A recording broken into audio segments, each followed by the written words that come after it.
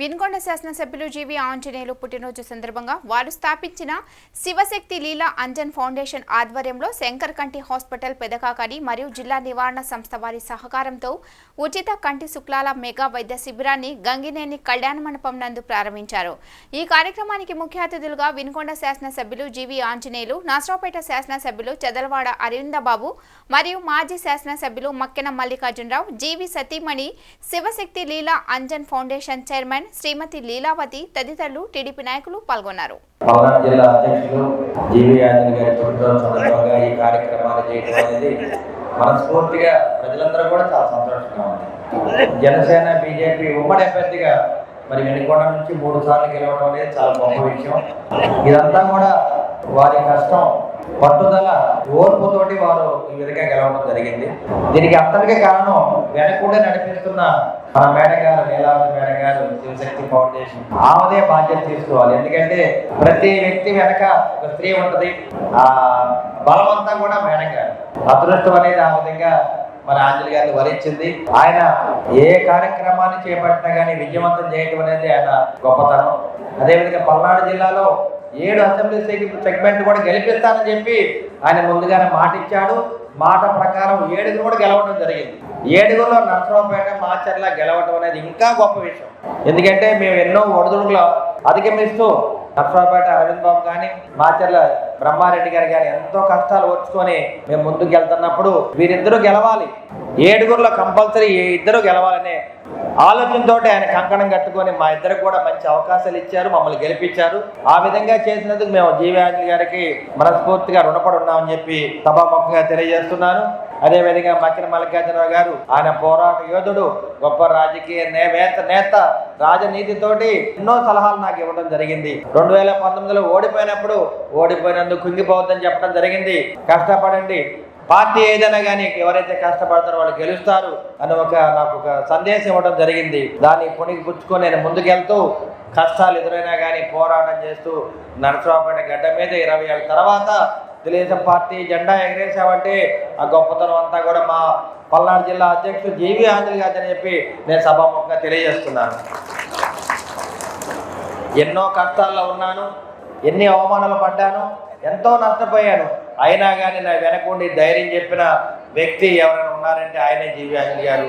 అదేవిధంగా మా సీనియర్ నాయకులు ప్రతిపాటి పుల్లారావు గారు కానీ, గణపతి శ్రీనివాసరావు గారు, వీళ్ళందరూ కూడా నాకు అండగా ఉండి కష్టకాలంలో నాకు సీటు కూడా ఇప్పించడం జరిగింది. 2019లో ఓడిపోయిన తర్వాత మళ్ళీ 2024లో డెఫినెట్గా అరవింద్ బాబుని గెలిపిస్తాను నేను అని మాట ఇచ్చి నాకు ఆ సీటు ఇప్పించిన ఘనుడు జీవి ఆంజనేయులు గారు. అటువంటి గొప్ప వ్యక్తికి నేను అన్ని విధాలా రుణపడి ఉన్నాను. అదేవిధంగా జీవి ఆంజనేయులు గారి పుట్టినరోజు సందర్భంగా మనం అందరం కూడా ఈ వేడుక ఏర్పాటు చేసుకోవడం అనేది చాలా సంతోషంగా ఉంది. అదేవిధంగా మనం అందరం కూడా ఇవాళ సంతోషంగా ఉన్నామంటే వైసీపీ రాక్షస పరిపాలన పారదోలేమో, చంద్రన్న రాజ్యాన్ని తెచ్చుకున్నాము. రేపు రాబోయే కాలంలో రాష్ట్రాన్ని స్వర్ణాంధ్రప్రదేశ్గా మార్చుకోవడానికి ఒక అవకాశం మన చేతికి రావడం జరిగింది. అవకాశాన్ని జారిపోకుండా ఇదే విధంగా మనం 2047 దాకా మనం ఇదే పరిపాలన చేయడానికి మీ అందరి సహకారం కావాలని చెప్పి మరి ఇక్కడికి వచ్చిన ప్రజలందరూ కూడా విజ్ఞప్తి చేస్తూ ఈ కార్యక్రమాన్ని ఘనంగా ఏర్పాటు చేసిన మా లీలావతి మేడం గారికి, జీవి ఆంజనేయులు గారికి మరొకసారి ధన్యవాదాలు తెలియజేస్తున్నాను. ఈ కార్యక్రమానికి ముఖ్య అతిథులుగా వచ్చినటువంటి నర్సరావుపేట శాసనసభ్యులు గౌరవనీయులు డాక్టర్ చదలవాడ అరవిందబాబు గారు, అదేవిధంగా తెలుగుదేశం నాయకులు, సీనియర్ నాయకులైనటువంటి కిరణ్ గారు, అదేవిధంగా సింహాద్రి యాదవ్ గారు, మా సోదరిమణి శివశక్తి లీలా ఫౌండేషన్ చైర్మన్ శ్రీమతి లీలావతి గారు, మరి వేదిక మీద ఉన్నటువంటి నాగేశ్వరరావు గారు, జగ్గారావు గారు, గౌరవ ఈ రోజున ఈ కార్యక్రమానికి వచ్చినటువంటి మరి గౌరవ పెద్దలందరికీ, తెలుగుదేశం కార్యకర్తలకి, ముఖ్యంగా కళ్ళ ఆపరేషన్లకు సంబంధించి వచ్చినటువంటి గౌరవ పెద్దలందరూ కూడా హృదయపూర్వక నమస్కారాలు తెలియజేస్తూ చాలా సంతోషం అమ్మా. నేనైతే డాక్టర్ గారు, ఇది ఆయన పూర్వజన్మ సుకృతం. రాజకీయాల్లో ఎన్నో చేయొచ్చు, కానీ సేవ గత 25 సంవత్సరాల నుంచి నిరంతరం ఆపకుండా రాజకీయాల్లో ఓడినా గెలిచినా మరి నిరంతరం ఈ సేవలు కొనసాగిస్తామన్నారు. ఈ కళ్ళాపరేషన్లు అయితే నేను గర్వంగా చెబుతున్నా, ఆయనతో పాటు పోటీ పడి చేద్దామని చేస్తే 6 నెలలకే నా పని అయిపోయిందమ్మా. అంటే అంత కష్టమైన పని ఇది. చాలా జాగ్రత్తగా చేయాలా. కళ్ళజోళ్ళు ఇవ్వడంతో పాటు కంటి ఆపరేషన్లు అంటే చాలా సున్నితమైన విషయం. ఇన్ని వేల కళ్ళ ఆపరేషన్ చేసి ఎక్కడ ఇబ్బంది పడకుండా, ఏ వ్యక్తికి ఎలాంటి ఇబ్బంది లేకుండా అటు శంకర్ కంటి హాస్పిటల్ ద్వారా కానివ్వండి, సరోజిని కంటి హాస్పిటల్ ద్వారా కానివ్వండి, ఎంత ఖర్చు అయినప్పటికీ ఆయన సేవ చేస్తున్నటువంటి విషయాన్ని మనం అందరం కూడా గుర్తించాలని ఈ సందర్భంగా మనం చేస్తున్నా. మరి అనేక రకాలైన మాటలు చెబుతా ఉంటారు. మాటలు చెప్పడం వేరు, పని చేయటం వేరు. గతంలో ఈ కంటి ఆపరేషన్ లో ఈ సేవ గురించి కూడా కొంతమంది మాట్లాడి కాలగర్భంలో కలిసిపోయారు. ప్రజలే వారికి సరైనటువంటి తీర్పులు ఇచ్చారు. నేనైతే రాజకీయంగా ఆయనకి వ్యతిరేకంగా ఉన్నప్పుడు కూడా ఈ సేవ విషయంలో ఆయన ఆదర్శంగా తీసుకున్నా. అదేనైతే సందర్భాల్లో నేను చెప్పడం జరిగింది. ఇటు కంటి ఆపరేషన్ తో పాటు వేలాది మంది విద్యార్థులు స్కాలర్షిప్లు ఈ రోజు కూడా నిత్యం స్కాలర్షిప్లు ఇస్తూ ఉన్నారు. మరి సంపాదించినటువంటి ప్రతి రూపాయిలో కూడా ఎక్కువ భాగాన్ని ఈ సేవకు వెచ్చిస్తున్నటువంటి జీవి ఆంజనేయులు గారి దంపతుల్ని మనస్ఫూర్తిగా అభినందిస్తూ నిండు నూరేళ్లు ఆరోగ్యంతో వారు ఇదే విధంగా ఉండి 10 మందికి సేవ చేయాలని సందర్భంగా కోరుతూ ఉన్నా. దానితో పాటు ఆయన రాజకీయం కూడా చాలా అదృష్టవంతుడు. ఈ నియోజకవర్గంలో 5 సార్లు ఎమ్మెల్యేగా పోటీ చేసి 3 సార్లు గెలవడం అంటే అసాధారణం. ఈ నియోజకవర్గం చాలా తెలియగలమైన నియోజకవర్గం, కమ్యూనిస్టులు ఉన్నటువంటి నియోజకవర్గం, నక్సల్ ఒకప్పుడు ఉన్నటువంటి నియోజకవర్గం. ప్రజలు చాలా తెలివిగా ఉంటారు. అలాంటి ఈ నియోజకవర్గంలో 3 సార్లు ఎమ్మెల్యే అంటే ఆయన చేస్తున్నటువంటి సేవ, ఆయన అధికారంలో ఉన్నప్పుడు ఎవరి జోలి పోకుండా చేతనైతే మేలు చేశారు తప్ప ఎక్కడా కీడు చేయలేదు. కాబట్టి 3 పర్యాయాలు అఖండమైన మెజార్టీతో ఈ రోజున 30,000 మెజార్టీతో ఆయన గెలిపించారంటే అది ప్రజలు ఆయన పట్ల ఉన్నటువంటి ఆలోచనతో, ఆయన పట్ల ఉన్నటువంటి మంచితనంతో ఓట్లేశారని సందర్భంగా తెలియజేస్తూ, అదేవిధంగా మంచి పాలన మనందరం కోరుకునే విధంగా చంద్రబాబు నాయుడు గారు ముఖ్యమంత్రి అయ్యారు. రాజధాని నిర్మాణం జరుగుతుంది. మన పోలవరం నీళ్లు కూడా వచ్చేటటువంటి పరిస్థితులు ఉన్నాయి. అదేవిధంగా ఈ నియోజకవర్గంలో కూడా ఆంజనేయులు గారు చాలా అదృష్టవంతులు. ఆయన మొదలు పెట్టినటువంటి అన్ని కార్యక్రమాలు ఈ రోజు ఆయన కోసం ఉన్నాయి. ఘాట్ రోడ్ నిర్మాణం ఆయన పూర్తి చేస్తారు. పైన రామలింగేశ్వర స్వామి గుడి ఖచ్చితంగా ప్రతిష్ట కూడా ఆ దంపతుల చేతుల మీదుగా జరిగింది.